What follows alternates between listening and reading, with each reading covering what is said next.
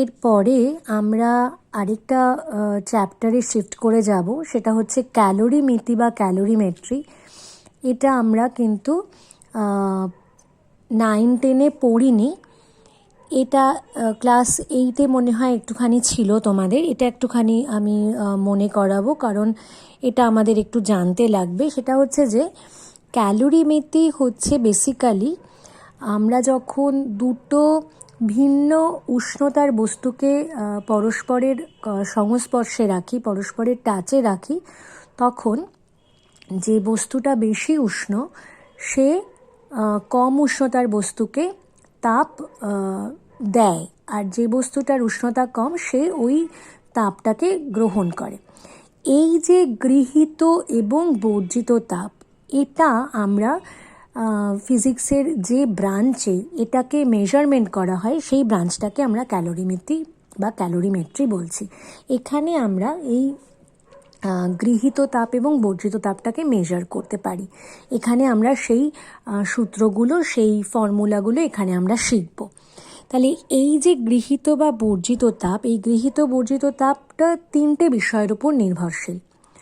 প্রথম কথা হচ্ছে যে এই গৃহীত তাপটা নির্ভর করবে যে গৃহীত বা বর্জিত তাপ, heat taken or heat released, সেটা ডিপেন্ড করবে যে বস্তুটা হিটটা নিচ্ছে বা যে রিলিজ করছে তার মাসের ওপরে, তার ভরের ওপরে। সেই বস্তুটা কি পদার্থ দিয়ে তৈরি, অর্থাৎ বস্তুটার মেটেরিয়ালের ওপরে ডিপেন্ড করবে। আর কতটা টেম্পারেচারের ডিফারেন্স হলো, যদি টেম্পারেচার বাড়ে তাহলে কতটা ইনক্রিজ হলো, আর যদি টেম্পারেচার কমে তাহলে কতটা ডিক্রিজ হলো, সেটার ওপরে ডিপেন্ড করবে। এবং এই প্রত্যেকটা ডিপেন্ডেন্স সেটা হচ্ছে directly proportional. Heat taken or heat released is directly proportional to the mass of the object and directly proportional to the change in temperature. Temperature চেঞ্জের সাথে ডাইরেক্টলি প্রপোর্শনাল হবে। দেখো এখানে এই এইচ বলা হয়েছে গৃহীত তাপ বা বর্জিত তাপ, H proportional to MT. M হচ্ছে ওই অবজেক্টটার মাস আর টি হচ্ছে তার টেম্পারেচার ডিফারেন্স। এটা টেম্পারেচারের ইনক্রিজও হতে পারে, ডিক্রিজও হতে পারে। এবার আমরা এতদিন ধরে জেনে এসেছি যেখানেই এরকম প্রপোর্শনালিটি সাইন থাকবে সেখানে আমরা প্রপোর্শনালিটি সাইন তুলে ইকুয়াল টু দিয়ে একটা কনস্ট্যান্ট নিয়ে আসবো। এখানে সেই কনস্ট্যান্টটা হচ্ছে এস, এবং এই এস কনস্ট্যান্টটা অবজেক্টটা যে মেটেরিয়াল দিয়ে তৈরি পিওরলি ওই মেটেরিয়ালটার ওপরে ডিপেন্ড করে। এবং এই যে আমাদের কনস্ট্যান্টটা, এটাকে আমরা বলি ওই অবজেক্টটা যে মেটেরিয়াল দিয়ে তৈরি তার আপেক্ষিক তাপ বা তার স্পেসিফিক হিট। এখন এই আপেক্ষিক তাপ বা স্পেসিফিক হিট এইটা একটা কোয়ান্টিটি নতুন, এটা আমরা পড়ব।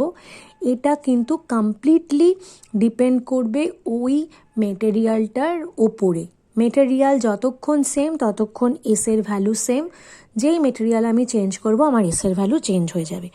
এবার এই যে আপেক্ষিক তাপ যেটাকে বললাম বা স্পেসিফিক হিট যেটাকে বললাম, সেটাকে আমি তাহলে এবার ডিফাইন করি। কিভাবে ডিফাইন করব সেটা দেখো।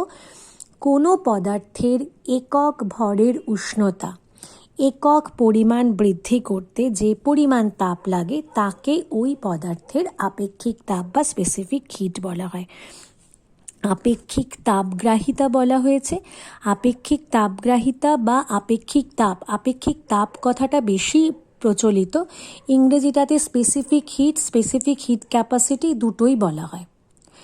এবার তাহলে কি হলো বিষয়টা, একক ভরের কোনো পদার্থের উষ্ণতা একক পরিমাণ বৃদ্ধি করতে যে পরিমাণ তাপ লাগে, এই যে সংজ্ঞাটা এর মধ্যে কিন্তু কোনো ইউনিট মেনশন করা নেই, শুধু কোনো একক মেনশন করা নেই। একক ভর বলতে ইউনিট মাস, সেটা আমি যে কোনো সিস্টেমে নিতে পারি।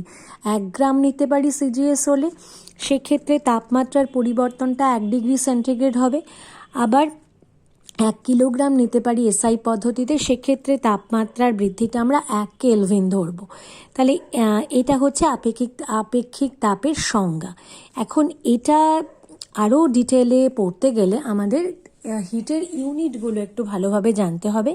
হিটের ডিফারেন্ট ইউনিট আছে, আমরা মোস্টলি যেটা ইউজ করে থাকি সেটাকে বলা হচ্ছে তোমার ক্যালোরি। তা এখানে আমরা দেখো তাপের এককের জন্য আমরা একটা একক তাপ বলে একটা জিনিসকে বলছি। সেটা কি, একক ভরের বিশুদ্ধ জলের তাপমাত্রা একক পরিমাণ বৃদ্ধির জন্য যে পরিমাণ তাপ লাগে তাকে আমরা একক তাপ বলি। এবং 1 গ্রাম বিশুদ্ধ জলের উষ্ণতা 1 ডিগ্রি সেন্টিগ্রেড পরিমাণ বৃদ্ধি করতে যে পরিমাণ তাপ লাগে তাকে আমরা 1 ক্যালোরি বলছি। ঠিক আছে, এইবার এরকম আমাদের এই যে ক্যালোরির কথা বলা হয়েছে, এবং এই ক্যালোরির ক্ষেত্রে 1 গ্রাম বিশুদ্ধ জলের উষ্ণতা 1 ডিগ্রি সেন্টিগ্রেড বৃদ্ধি করার কথা আমরা জেনারেলভাবে বলি, কিন্তু বেসিক্যালি দেখা যায় যে একদম অ্যাকিউরেটলি ধরতে গেলে 14.5 ডিগ্রি সেন্টিগ্রেড থেকে টেম্পারেচারটা 15.5 ডিগ্রি সেন্টিগ্রেড পর্যন্ত বৃদ্ধি করতে যে পরিমাণ তাপ লাগে সেটাই হচ্ছে 1 ক্যালোরির সাথে সমান। আমরা ধরে নিই যে 1 ডিগ্রি থেকে 2 ডিগ্রি বা 10 ডিগ্রি থেকে 11 ডিগ্রিতে একই পরিমাণ তাপ লাগে, 1 ডিগ্রি সেন্টিগ্রেড বৃদ্ধি করতে একই পরিমাণ তাপ লাগে, কিন্তু সেটা কিন্তু একটু হেরফের থাকে। সেজন্য খুব অ্যাকিউরেটলি যদি ডেফিনেশন দিতে হয় তাহলে 14.5 ডিগ্রি সেন্টিগ্রেড থেকে 15.5 ডিগ্রি সেন্টিগ্রেড যদি তাপমাত্রা বৃদ্ধি করতে হয় তাহলে 1 গ্রাম বিশুদ্ধ জলের ক্ষেত্রে যতটা তাপ লাগে তাকে আমরা বলছি 1 ক্যালোরি। আচ্ছা, এবার আর একটা বড় ইউনিট আছে, সেটাকে কিলো ক্যালোরি বা কিলোগ্রাম ক্যালোরি বলা হয়। সেটা হচ্ছে 1 কেজি বিশুদ্ধ জলের উষ্ণতা 14.5 ডিগ্রি সেন্টিগ্রেড থেকে 15.5 ডিগ্রি সেন্টিগ্রেড করতে যে পরিমাণ তাপ লাগে তাকে আমরা 1 কিলো ক্যালোরি বলছি। এবং 1 কিলোগ্রাম যেহেতু 1000 গ্রামের সাথে সমান, সেজন্য 1 কিলো ক্যালোরি 1000 ক্যালোরির সাথে সমান হবে। আর এছাড়া আমাদের আর এখানে যে ইউনিটগুলোর কথা বলা আছে সেগুলো আমাদের দরকার নেই। এফপিএস পদ্ধতির ইউনিট, আমরা এরপরে যে ইউনিটটা ব্যবহার করি সেটা হচ্ছে এসআই পদ্ধতিতে তাপের একক হচ্ছে জুল। যদিও এসআই পদ্ধতিতে সমস্ত শক্তির এককই আমরা জুল হিসেবে ধরি, আর তাপ শক্তির একককেও জুল ধরা হয়। এই জুলের সাথে ক্যালোরির সম্পর্কটা আমাদের মনে রাখতে হবে। 1 ক্যালোরি হচ্ছে 4.2 জুলের সাথে সমান, তার মানে 1 ক্যালোরি কিন্তু জুলের থেকে একটা অনেক বড় ইউনিট।